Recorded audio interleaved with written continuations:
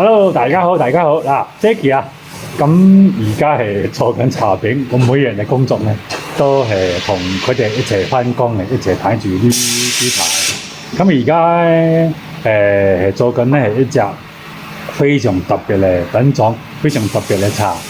咁因為很多茶友都問我呢個問題，Jackie 有冇啲超級性價比好嘅古樹茶介紹嘅？其實如果你一定要揾啲靚嘅名山名寨古樹茶咧，真係價錢都唔會太平嘅。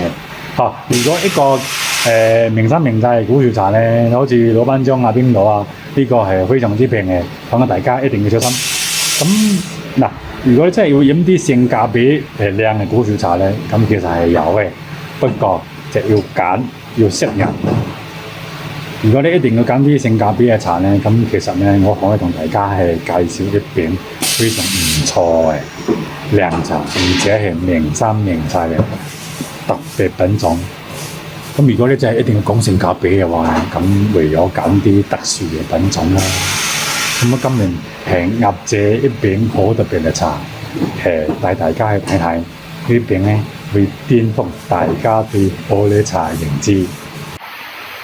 而家做緊呢餅茶咧，我哋係叫黃片，咁有啲人叫老葉，有啲人叫黃金葉，名唔同咧，咁字咧係同一樣嘢嚟嘅。咁呢種咧就係茶樹咧，有啲咧比較老啲嘅啦，或者咧古樹茶咧，通常咧唔會同一時間去採摘啊嘛，咁變成呢啲咧係老咗，特別係一啲名山名寨嘅咧。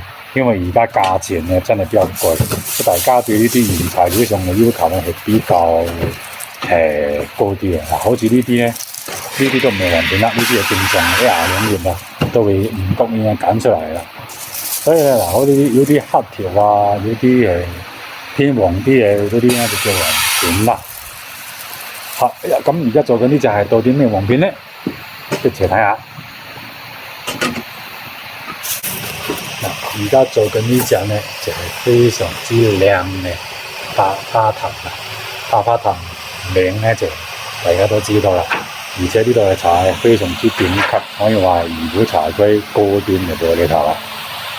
可以飲到百花藤嘅茶咧，唔會睇多，因為呢度嘅茶買都唔係咁容易噶嘛。咁好彩，我哋做咗呢行時間要長少少。咁又做咗唔少嘅百花藤，都曾經以前都做過，由17年開始已經做緊百花藤。咁百花藤正常22年嘅茶咧，真係比較昂貴啲嘅嚇。咁而家啲黃片咧，而家做緊呢隻黃片咧，我已經聞到嗰陣咧甜香嘅味道咧，真係非常之正，非常之吸引啊！成個車間咧，差唔多咧係呢種味咧，標滿咗啦。就熟到呢度，你哋一定聞唔到啦，放心。咁如果茶友們咧，真係想揀啲超級性價比嘅，即係簡單嚟講啊，平靚正嘅玻璃茶咧，咁呢啲好似呢啲古樹茶黃片咧，係一個不錯嘅選擇。咁黃片咧，因為比較老啲嘛，佢濕水比較多，所以變成咧，佢係甜度咧係比較好。咁佢有冇缺點咩？梗係有啦。缺點係咩咧？相對回甘、辛酸，呢幾方面咧會相對爭啲，但係嗰個甜度咧係其他古樹茶咧係唔會有嘅嚇。所以大家都係睇啱自己啲嘢，睇餸食飯啦。不過價錢咧，佢真係相對咧會平好多啊！而且我哋揀出呢啲黃片咧，都係頂級古樹茶之中咧挑選出嚟啊，可以話千挑萬選啊！我自己就覺得，你中意飲古樹茶，又確實有啲高級啲茶壓力比較大啲嘅，咁你話飲呢啲咯，都係非常唔錯嘅。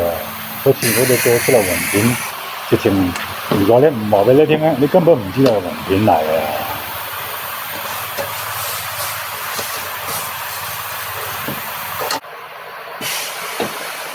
古樹茶黃片真係做咗好多，冰島老寨啊、老班章啊等等都做咗唔少噶啦，甚至去到最頂級嗰啲盲腸都做過，不過好多都係做細餅嘅嚇。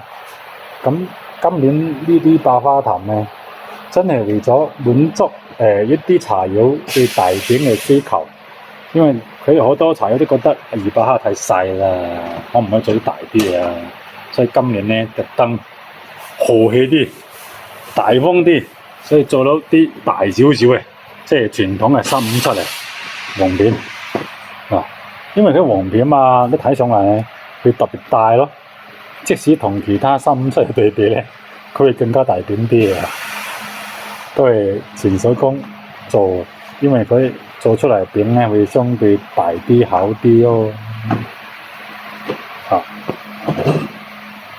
如果要揾一餅最有性價比嘅古樹茶，咁可以試下我哋中六號作為百花壇古樹茶黃片。嗱，唔好話佢係最好嘅啦，嚇！但係咧，咁嘅價錢咧，買到咁樣嘅質素嘅古樹茶咧，咁我覺得你除咗中六號嘅話咧，其他地方咧可能未必可以揾到咁好嘅飲嘅茶。因為我哋中六號咧，每一年咧都喺呢度創造自己嘅歷史，每一天咧都喺度超越自己。希望大家都可以揾到自己嘅心中好茶，多啲飲茶啦，多啲飲靚嘅茶啦。多謝大家。